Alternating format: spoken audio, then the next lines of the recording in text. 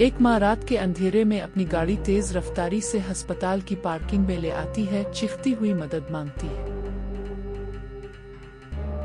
इसके 3 बच्चे पिछली नशिस्त पर खून में लिथले हुए पड़े हैं। वो कहती है कि एक अजनबी ने ये किया। एक सुनसान रास्ते पर बगैर किसी वजह के एक अचानक फायरिंग। लेकिन हकीकत इससे कहीं ज्यादा तारीख थी और इस सच्चाई को सामने लाने के लिए इसकी अपनी बेटी की आवाज दरकार थी। यह है डाइन डाउन्स की कहानी। 19 मई 1983, स्प्रिंगफील्ड, ओरेगोन। एक ऐसी रात जो अमेरिकी कानूनी तारीख के सबसे चौंका देने वाले मुकदमात में से एक की बुनियाद बनी। डाइन डाउन्स अपनी गाड़ी मैकेंजी विलमेट अस्पताल के इमरजेंसी रूम तक लेकर आती है। इसके 3 बच्चे, क्रिस्टी 8 साल, शेरल 7 साल और डैनी 3 साल, पिछली नशिस्त पर करीब से चलाई गई गोलियों का निशाना बने हुए हैं। शेरल चंद ही मिनटों में दम तोड़ देती है। क्रिस्टी और डैनी जिंदगी और मौत की कश्मकश में हैं। डॉक्टर उन्हें बचाने की भरपूर कोशिश कर रहे हैं। डाउन्स के अपने बाजू पर भी गोली लगी होती है, लेकिन ये जख्म मामूली है। इसके बच्चों ने जो तकलीफ झेली उसके मुकाबले में ये जख्म ना होने के बराबर है। वो पुलिस को एक अजीब कहानी सुनाती है। इसका कहना है कि एक घने बालों वाला अजनबी सुनसान सड़क पर उसकी गाड़ी रोककर बगैर किसी वजह के इस पर और उसके बच्चों पर गोलियां चला देता है और फिर गायब हो जाता है। ये कहानी इतनी ड्रामाई है कि झूठी लगने से पहले सच मालूम होती है। लेकिन पुलिस अफसरान के ज़हन में शुरू से ही कुछ सवालात जन्म लेने लगते हैं।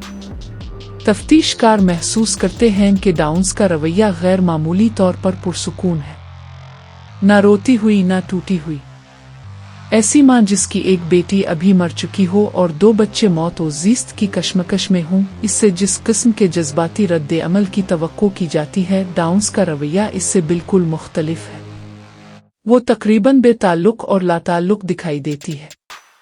इसकी कहानी भी हर बार दोहराने पर थोड़ी बदल जाती है। कभी नई तफसीलात शामिल हो जाती हैं जो पहले बयान में नहीं थीं।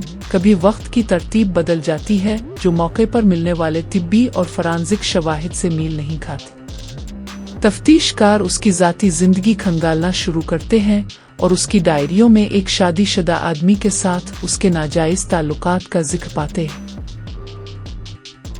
ये आदमी साफ तौर पर कह चुका था कि वो अपनी जिंदगी में बच्चों को कोई जगह नहीं देना चाहता। डाउन्स के लिए इसके 3 बच्चे इस रिश्ते की राह में एक रुकावट बन चुके थे जिसे वो हासिल करना चाहती थी।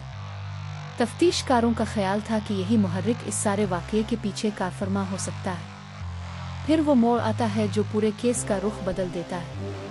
इसकी जिंदा बच जाने वाली बेटी क्रिस्टी, जो हमले के दौरान आने वाले फालिज की वजह से जिस्म के एक हिस्से में मफलूज हो चुकी थी, आहिस्ता आहिस्ता बात करने और इशारों के जरिए अपनी बात समझाने के काबिल होना शुरू होती है।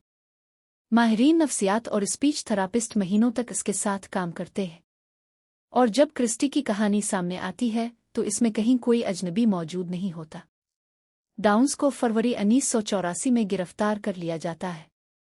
इसका मुकदमा इसी साल मई में लेन काउंटी, ओरेगोन की अदालत में शुरू होता है और ये मुल्क के सबसे ज्यादा तवज्जो हासिल करने वाले फौजदारी मुकदमात में से एक बन जाता है।